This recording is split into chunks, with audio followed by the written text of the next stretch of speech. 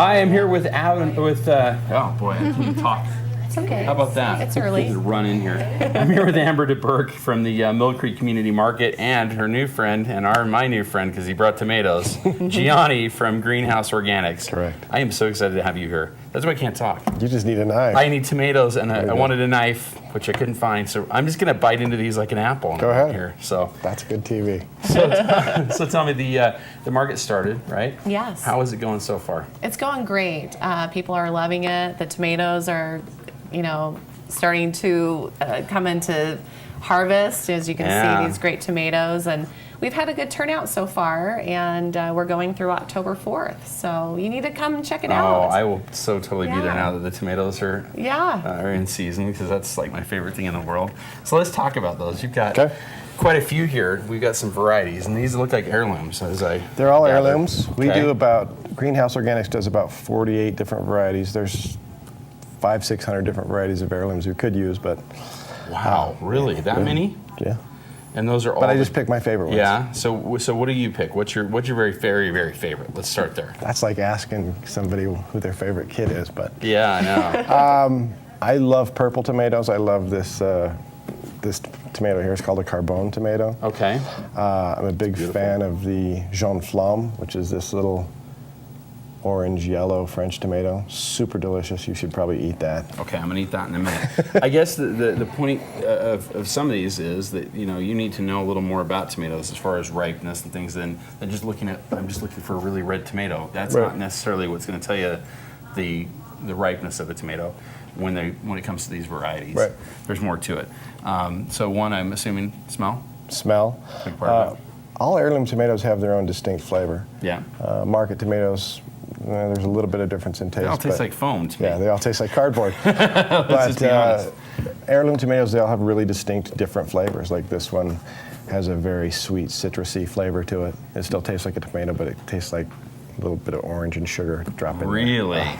Oh my goodness. Okay, I'm gonna chow. That's a hard one to beat. Minute. Then you get paste tomatoes, like this speckled Roman. That's a thick, meaty tomato. That's a very unique looking one. Yeah. So they're all different. They're all very unique and different tasting. And what do we have here in the front? That is a Marvel stripe. That's a Mexican Oaxacan tomato that's just absolutely delicious. When it's bigger, you cut it open and it looks like a tie-dye t-shirt kind of. It's yellow and red. Oh yeah. Oh wow. Delicious tomato. This is great. And let's see, we've already, I don't know if we talked about these yet. That's a green zebra. Green zebra. Mm-hmm. That's fully ripe. So. What does it taste like? It's kind of tangy. It's a sweet little tomato, but it's kind of tangy. Okay. Awesome.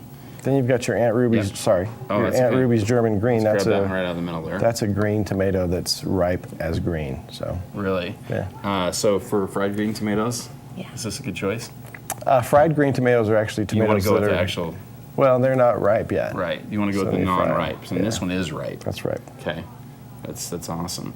All right. Well, let's before I do anything else. Was this the one you wanted me to try? Is that right? This one. This one.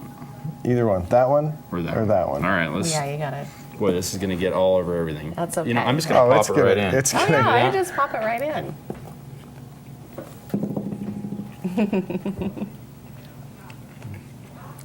Good. It's delicious, right? I give it an A+. Hard to beat that tomato. Wow. That's unreal. Yeah, that's a delicious tomato. You don't need to add anything to that. No. Wow. That's a real delicious tomato. So where do you grow them?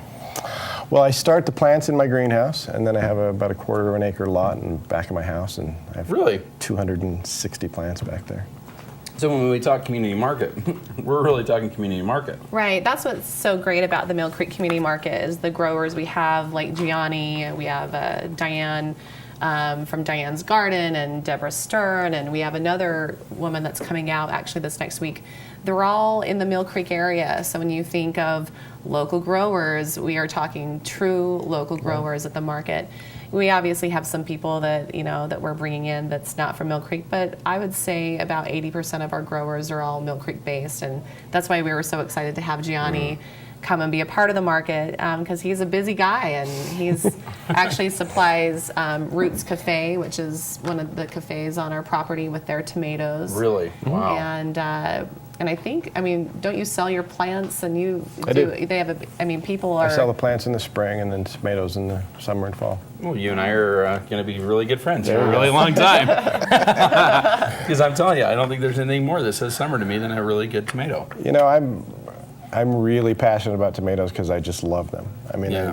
I eat them all day long, every day. Now, So- how do you typically eat your tomato? Let's talk about that for. We've got about a minute. and a Well, it half here. depends. I mean, I make lots of sauces, lots of soups, but Yep. most of the time I'm just making a little tomato and pepper sandwich. That's the way I like it A little too. mozzarella, a couple of leaves of fresh basil, Yeah. touch of balsamic sometimes. Bacon ever?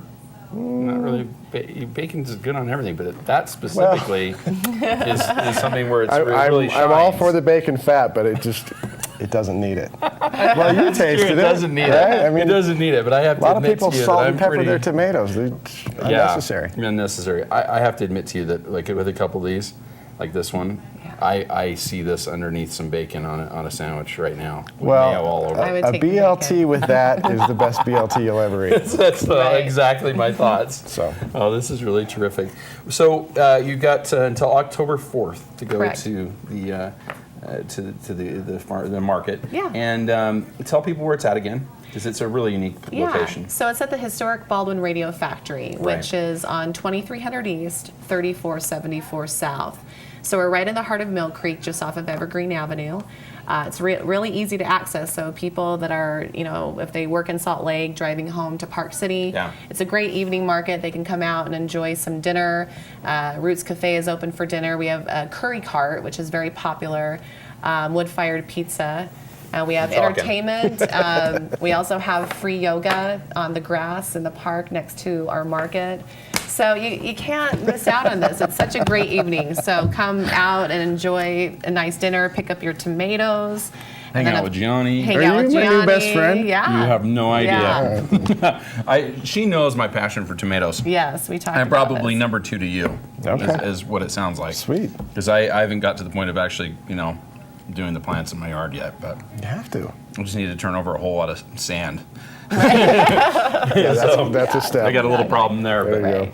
you know, what a great market. Yeah. What a great location. It's funny, I just ended up there the other day driving by. I'm Oh, like, you did. oh wait, there it is, the Baldwin, you know, the Yeah. Baldwin Radio Factory. That's easy. Yeah, it's You been see it, a you lot can't of miss it. fun, and the artists have been opening their studios, so people can stroll in a great. studio and talk to the artist. You know, see one of our potters throwing at the wheels. So it's really pretty cool. It's a special place, and if people haven't been there yet, when they discover it, they'll love it and they'll keep coming back. It's really special. So All right. It Well, is. when It's a we neat come market. back, we're going to talk hummus with you and Yes. another of your guests, which I'm yes. excited about. So. Oh, it's an amazing product, hummus, and I'm probably going to butcher the word mahamara. We'll see. We'll have Moody come up and talk about it. Sounds but it's good. my new favorite thing. So. All right. Some Mediterranean flavor coming your way in just a minute. We'll be back.